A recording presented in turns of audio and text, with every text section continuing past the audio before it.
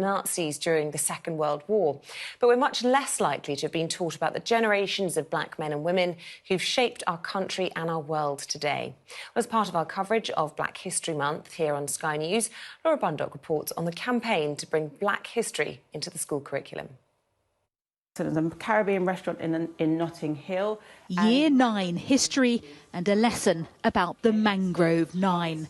British black activists put on trial for protesting against police harassment.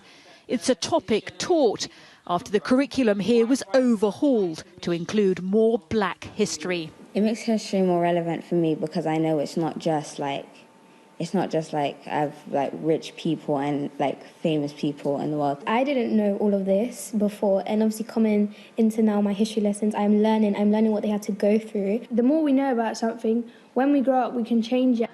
Head of History Sharon Ananakwa says her lessons empower students to critically engage with the past. And we introduce students deliberately to sort of ancient history and medieval world through the lens of Africa, because I think that's often not the traditional way that we teach history, but that frames in students' mind that actually the medieval world in the past is bigger than just, Britain or Europe. But this isn't a lesson learnt everywhere. Most schools mark Black History Month, but they don't have to. In fact, they don't have to cover black history at all because it's not a compulsory part of the curriculum. The Black curriculum is a project that goes into schools to teach Black British history all year round. That's why Lavinia Stennett set up the Black Curriculum campaign. Going into school and not learning Black history, you definitely recognise the lack of it because it's constantly reinforced every October that you were a slave and your history as a black person is slavery. And over time you notice that because it impacts the way that you think of yourself and the ways that you, relate to other people as well. So ASA from the 1980s produced this pamphlet called Resources for Anti-Racist Education.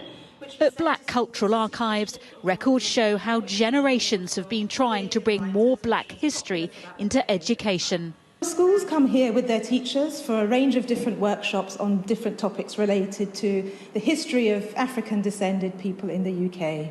For example, there will be workshops on the Windrush, on Georgians, black people in Georgian Britain, on Victorian changemakers, and so on and so forth.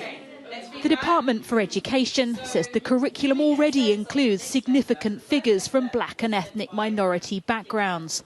But there are no plans to make black history mandatory. And many say change must come in the classroom if children are to fully understand the world and their place in it. Laura Bundock, Sky News. For more stories on Black History Month, visit the dedicated section of the Sky News website and app at www.skynews.com/Black History Month. And Black History Month is also featured on the Sky News Daily podcast throughout October. The latest episode includes the story of a black history teacher and his views on how it's taught in schools. You can listen on the Sky News website, Apple and Google podcasts, and on Spotify.